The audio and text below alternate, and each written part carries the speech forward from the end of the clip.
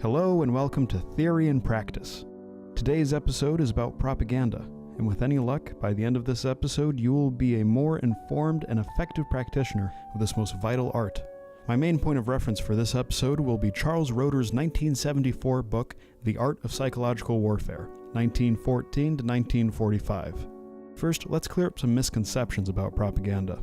Propaganda is nothing more than a form of activity which seeks to influence people's minds and attitudes. Now, if you think that sounds pretty broad, you would be right. Propaganda is just convincing someone of something. When an advertising agent wants to convince consumers to buy stuff, it's called marketing. When a therapist wants to convince you to quit smoking, it's called persuasion. And when a politico wants to plant certain ideas in the minds of the public, it's called propaganda. Now, propaganda doesn't necessarily mean an act of deceit. It could be the truth or a lie. It can invoke confidence or cause despair. Its contents and how you deploy it are entirely situational, depending on your own goals, your audience, your identity, and your ability to communicate. So as I just hinted at, Roeder lays out 4 ground rules for the effective use of propaganda, and they are as follows: a clear objective, target analysis, credibility, and a means of communication. So let's look at each of these principles and some historical examples, starting with Number 1, a clear objective. This one may seem obvious, but you would be surprised by the number of organizations which operate with no clear objective. Companies will open entire departments and hire people for which there aren't any real use. Governments will spend billions on bridges to nowhere, and people looking to make political change will act emotionally and do whatever comes to mind rather than what would bring them closer to their goal. A lack of focus may not simply waste everyone's time, but it might actually sabotage what you're trying to achieve. Take, as a historical example, Germany's response to the British naval blockade during World War I. The blockade had choked off the Reich's food imports. On one occasion, a high-ranking German diplomat, the Count Johann von Bernstorff, had been giving tours to groups of foreign journalists from neutral countries. These tours were meant to show off Germany's malnourished civilians, especially children, in the hopes of gaining the sympathy of unaligned countries like the United States, as well as justify Germany's policy of unrestricted U-boat warfare. However, at the same time, Berlin's Ministry of War was giving tours to similar groups of journalists, showcasing well-fed civilians as a show of strength and resilience in the face of the British blockade. This lack of a consistent objective of what to tell the foreign press would not only fail to convince British audiences of the blockade's futility, but it would also sabotage von Bernstorff's attempts to keep America out of the war. So before embarking upon any propaganda campaign, ask yourself, what do I want to see happen? What am I trying to convey? Do I want to encourage my allies to keep fighting? Demoralize my enemies? Inspire newcomers? Attract sympathy? Or maybe just cause havoc in the hopes of inciting something? Always have these questions in mind. And just as important as knowing your end goal is knowing who you're trying to reach. That leads us into number 2, target analysis. By target, we of course mean the target audience. Now, there are very few convincing pieces of propaganda which can be used anywhere and everywhere. A generic argument based on something like, say, universal humanitarianism or civic ideas will more than likely fall flat. But propaganda which targets a specific group's most base fears and desires will have a much greater impact. And to craft a message that will be internalized by that audience requires an understanding of them. Here you have to separate your own views from the views of the target. Who are they? Where do they come from? What do they want? What do they think of you? Understanding your target's history, culture, language, and psychology will reveal the internal forces which drive them. The goal here isn't to brainwash people into seeing your point of view. The goal is usually to take something your target already believes and to twist it towards your own goal. As former KGB agent Yuri Bezmenov once explained, the way you most thoroughly subvert your target is not to confront them head-on, but like a master of jiu-jitsu, grab onto that tendency which was already there and keep that strike going until your opponent's own momentum knocks them over. Taking stock of your target's pre-existing beliefs and unconscious biases will help you guide their thoughts and actions. In the case of Yuri Bezmenov and his colleagues at the KGB, they used American traditions of free expression and resistance to authority in order to foster social movements which were openly seditious towards the system that spawned them. You can see this in American media, on college campuses, and in corporate structures today. Those demanding the freedom to say whatever they want and calling for resistance unironically support totalitarian ideologies. Call it a flaw in classical liberalism, but that's for another video. Anyway, once you have your target figured out, ask yourself this: why would a target listen to me in the first place? Who am I? Is what I'm saying believable? To be able to answer these questions, every propagandist requires, number 3, credibility. Once you have an objective and a target, you need to find a way to make yourself seem credible.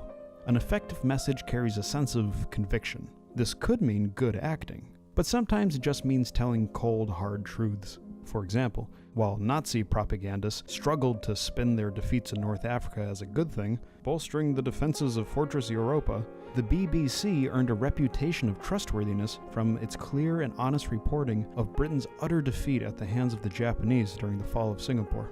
For those of us living in an age of fake news, we do well to remember, when truth itself becomes a commodity which is in short supply or non-existent, it can become a more powerful method of propaganda than any other. In times of confusion, many people would rather know what is happening than be fobbed off with cleverly contrived explanations and interpretations. But again, this is all situational. As Roeder points out, not every form of psychological warfare or propaganda depends on truth to be accepted as credible or to carry conviction. No, sometimes effective propaganda merely requires a kernel of truth and the right jargon. This is especially true in the case of black propaganda. Propaganda in which you assume the guise of your target. An extremely useful tactic when your target is predisposed to hating you and automatically rejecting anything you say. This is where target analysis becomes so vital. Speaking someone's language is more than simple fluency. It's the structure of your sentences and your ability to gauge their attitude. It's having the right slang and the background knowledge to talk shop with. It was with the right use of jargon and subtle dropping of insider knowledge that the British-controlled Soldatensen de Calais was able to convince countless German troops that the Allied broadcast coming from across the Channel was, as they believed, one of their own. Compare this to an extremely disfluent Tokyo Rose or Lord Haha, who come off as merely comical. But none of your objectives, target analyses, or truth claims will matter in the slightest if your target cannot be physically reached. Which brings us to number 4, means of communication. How you get your message to the target is just as important as the message itself. No matter how talented a psychological warrior you may be, it will not matter in the slightest if you cannot reach your audience. And yes, I see the irony of saying this on a fledgling channel on a controlled platform, but the argument still stands. Take Woodrow Wilson's 14 Points. It was a document meant to outline peace with the Central Powers that would give Germany a fair shake. The 14 points were pretty convincing to many Germans, including Imperial Chancellor Max von Baden, who suggested an armistice with the Entente after reading Wilson's paper. However, getting this into the hands of the German people, who would then be inclined to surrender en masse, was more difficult. Wartime Germans would not be exposed to the newspapers of neutral countries, let alone enemy nations. Therefore, a plan was thought up in which pamphlets containing the 14 points would be printed by the Soviet government and would be distributed to German prisoners of war as they returned home from Russian camps after the Treaty of Brest-Litovsk.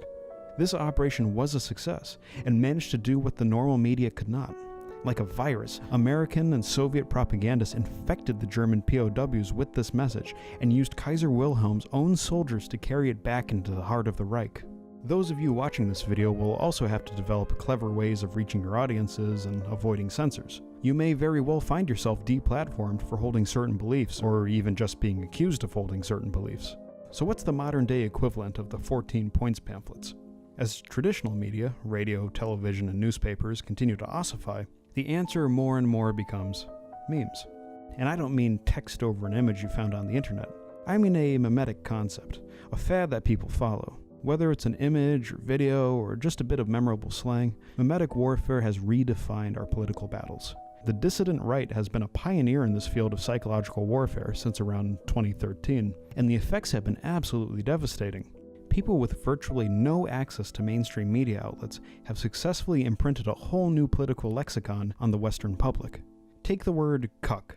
Calling someone a cuckold isn't just a funny insult that still manages to get people's goat.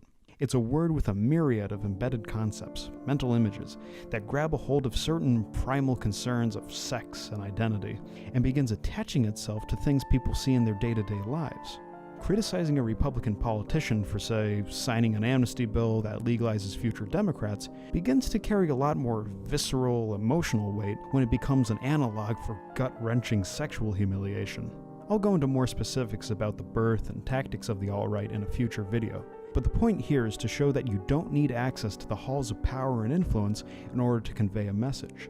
Propaganda can be delivered discreetly or to the masses through text or an image or an infectious word that sticks in people's minds. And the question of which method you use goes back to who you are, who's your target, and what your goal is. I hope this video was helpful. I'll be doing more videos on history, psychology, culture, and propaganda in the near future, so be sure to like and subscribe and tell me if there's anything you would like me to cover. Once again, this was Theory and Practice. See you next time.